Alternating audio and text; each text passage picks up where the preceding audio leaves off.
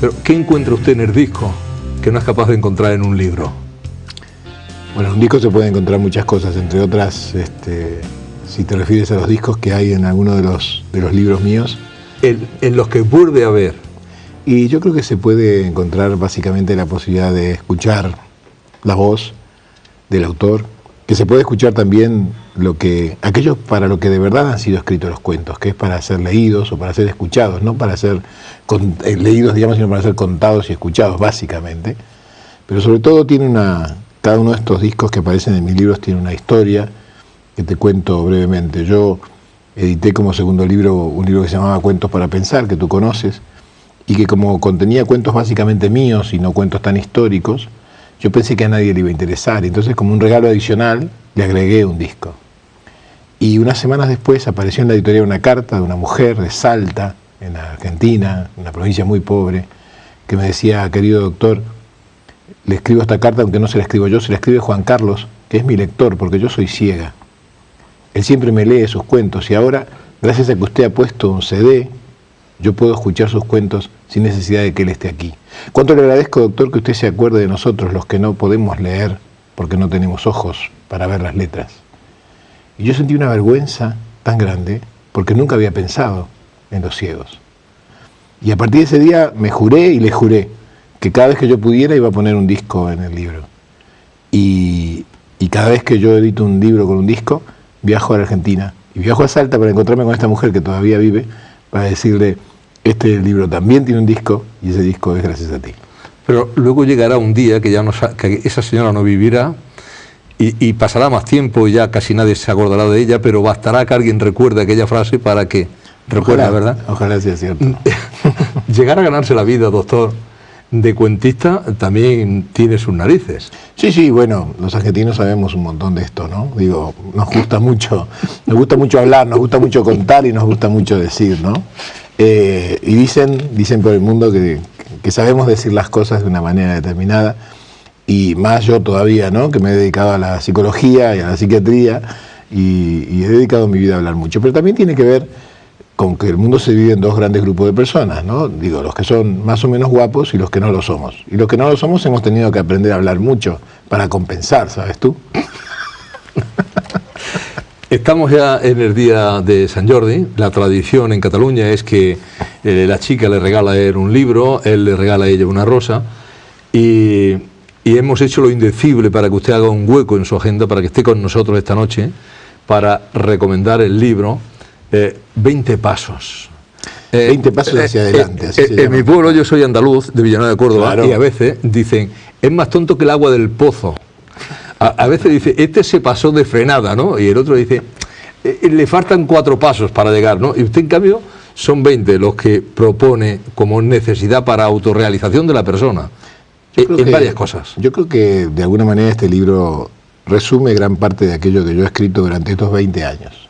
Como si fuera que cada año de mi vida profesional y como novel escritor desde hace 20 años me hubiera enseñado uno de estos pasos, ¿no? Y estos 20 pasos son casi un compendio de todo lo que yo aprendí y una manera de decir que esto es lo que a mí me sirvió. Que no quiere decir que le sirva a todo el mundo, que solo quiere decir que es lo que a mí me ha servido y que quizás le sirvan a otros. Pero me gustó mucho, me gustó mucho el libro, me gustó mucho cómo quedó, me gustó mucho lo que la editorial ha hecho alrededor del libro.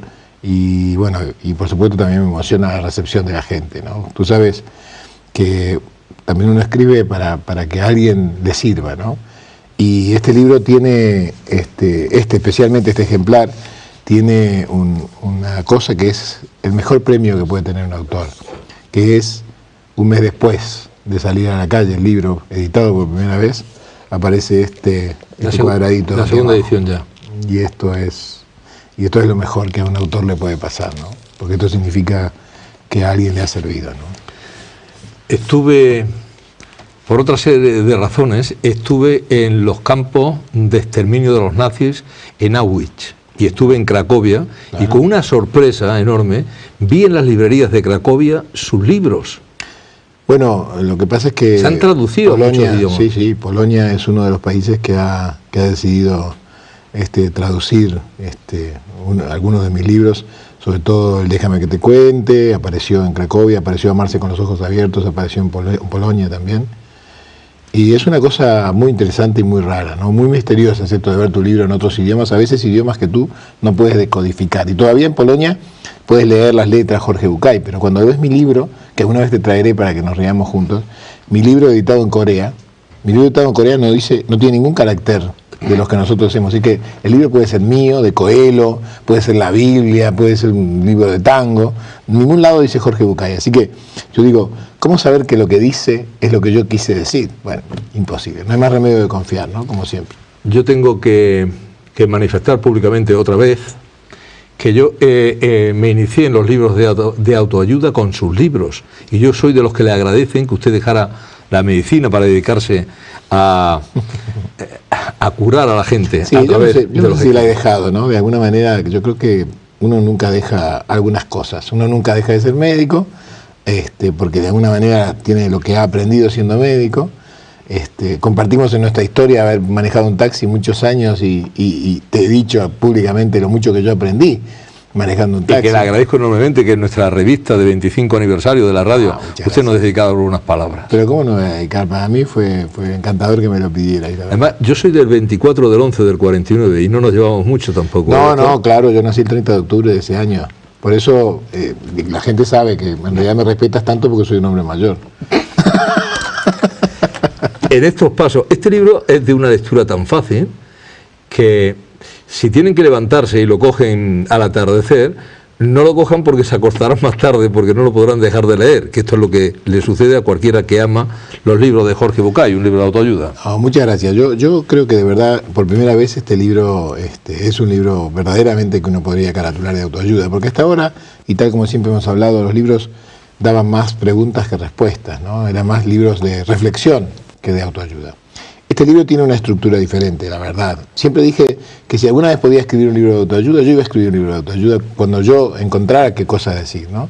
Y este es un libro que va paso por paso, ¿no? Que dice, bueno, primero esto, después lo otro, después lo otro, después lo otro, hasta llegar a algún lugar. Ahora que se habla mucho de la igualdad entre hombre y la mujer, y no tiene que ver nada por aquí, pero uno de esos pasos es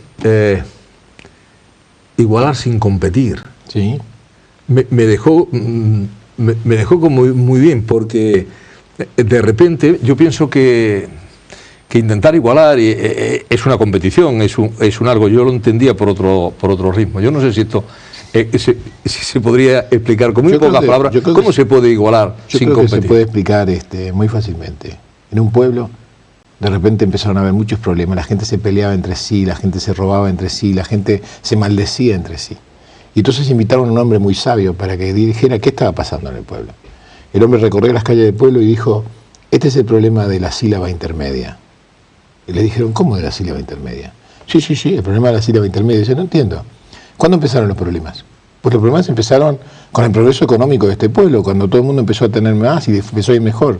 Pues bien, ahí está el problema. ¿Sabes? Hay una palabra muy importante entre la gente, le dijo este hombre muy sabio, que es compartir. Compartir. Pero si tú le sacas la sílaba par y le pones la sílaba p a compartir, compartir se transforma en competir. La gente se ha olvidado que está entre pares y ahora cree que está entre enemigos porque cree que tiene que tener más que su vecino para ser alguien. La única manera de dejar de competir es aprender a compartir. Cuando uno comparte, iguala y no compite nunca más. Sí, pero de cualquier manera, Dime. Doctor, todos nos convertimos en vendedores de algo, hasta los curas venden la iglesia y el cielo incluso venden. El autor sus libros, el locutor su radio y el de la G que vende. Pero es que no hay nada malo en vender. Lo malo en todo caso es creer que no alcanza para los dos. Lo malo es creer que el mundo se maneja en algo que es o tú o yo. Y no es o tú o yo, es nosotros. Es nosotros. Porque aquí estamos tú y yo. Y de nada serviría yo si no estuvieras tú aquí, y estarías hablando solo si yo no estuviera aquí. Y aunque pudieras hacerlo, no sería lo mismo. Y este es el punto. La verdad es que construir este nosotros, que no es ni tú ni yo, que es más que ambos, esto es compartir. El mundo es un espacio